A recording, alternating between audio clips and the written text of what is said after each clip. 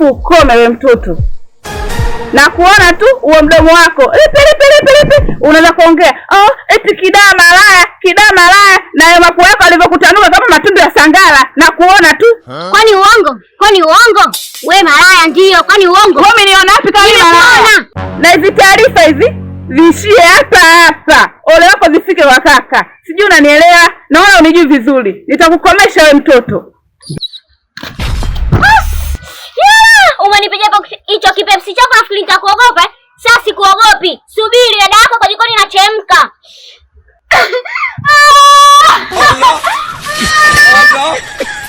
Allah. Nasemaje? Hivi nyinyi niwaambieni mara ngapi? Nimewapa kazi yangu hamtaki kuifanya kwa sababu gani?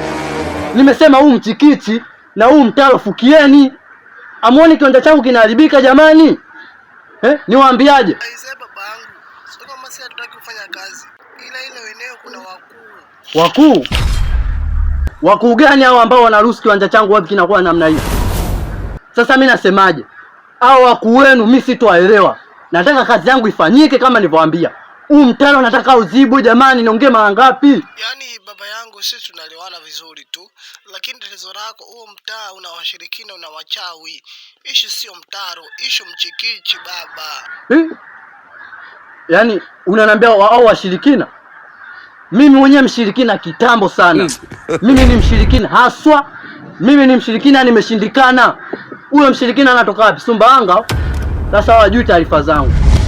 Mimi nishafanya matukio ya ajabu sana. Nishakuzama ndani ya maji na mgongo wa kuloa. Huyo nani? Nishatoka hapa na mguu mpaka Zanzibar nimepita bahari kwa bahari. Ananitisha yeye nani? Yaani mimi nawashangaa sana. Hela yangu mshachukua. Sasa hivi dakika za mwisho mnaniambia si mchikichi huo wachawi, si nini? Bosi waelewi. Sasa nasemaje?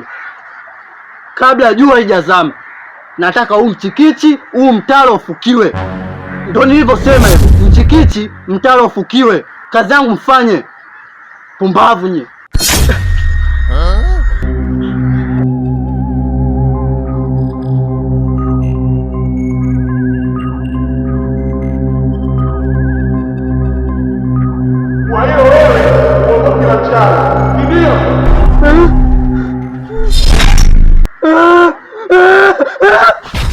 Allah.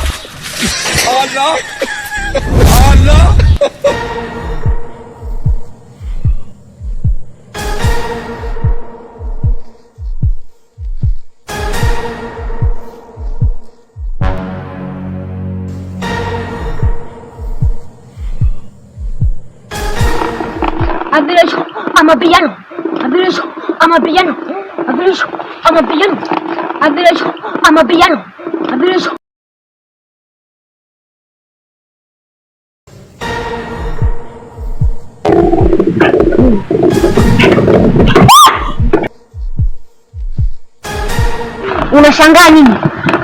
Hichi ndio hicho tarajia. Na bado. Naomba samahani. Samahani nini? Sisamehe mtu. Nisamehe. Nishanikosea tangia mara ya kwanza nilikwambia, lakini wewe ukutaka kunisikia. Nisamehe. Sirudi tena, nakuomba nisamehe. Nakuomba nisamehe, nakuomba. Hakuna msamaha wote. Nisamehe. Sasa hiyo mimba ole wako uitoe, na ukiitoa utanijua mimi nani. Nitakuonyesha.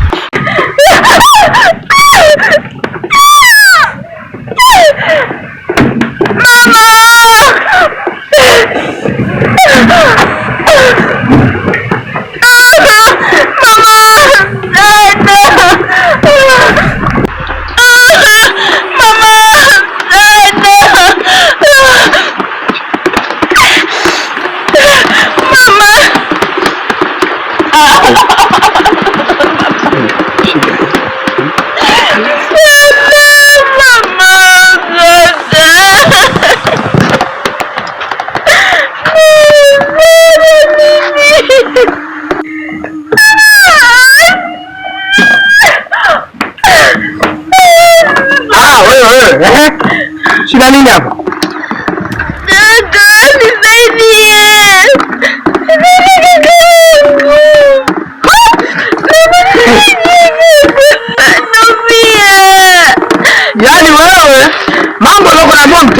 ni kweli wewe una mimba?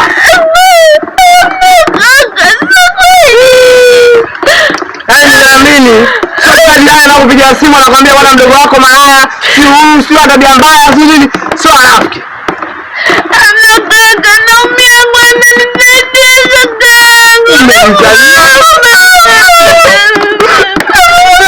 Mpumbavu, nyamaza wewe. Unaelewa nini sasa? Yaani wewe mwenyewe nimekuachia moyo tu kidogo tu. Unaanza mdogo wangu, unajua kabisa unasoma. Kaka, nimeamka asubuhi najikuta nalika. Nakwambia kitu kimoja. Mimi nilikuachia mjengo uishi, mimi naishi kama mtu wangu huko. Najua kabisa wewe mdogo wangu unasoma nini, natupa hela kila siku. Na kama ulikuwa na mimi kwa nini usimeniambia karibu changa hiyo, mimi nasemekana kubwa kabisa hiyo.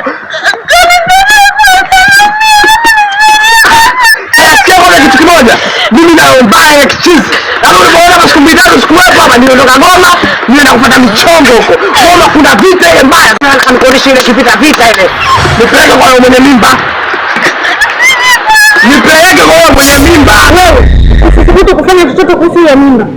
Hiyo mimba ni ya kwangu na ole wako jaribu kumtoa hiyo mimba. Nitakiona cha mtema kuni.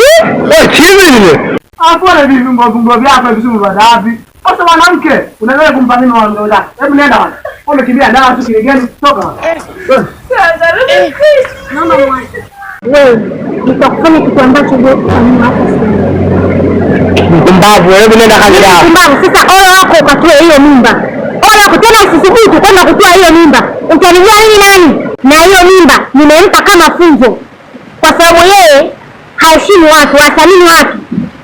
Wewe, ndoke. Mwanga. Tena nakuona. Usije ukarudia hicho kitendo.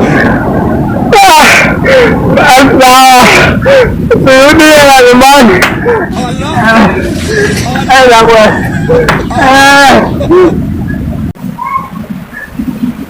Na wewe niangalie sana.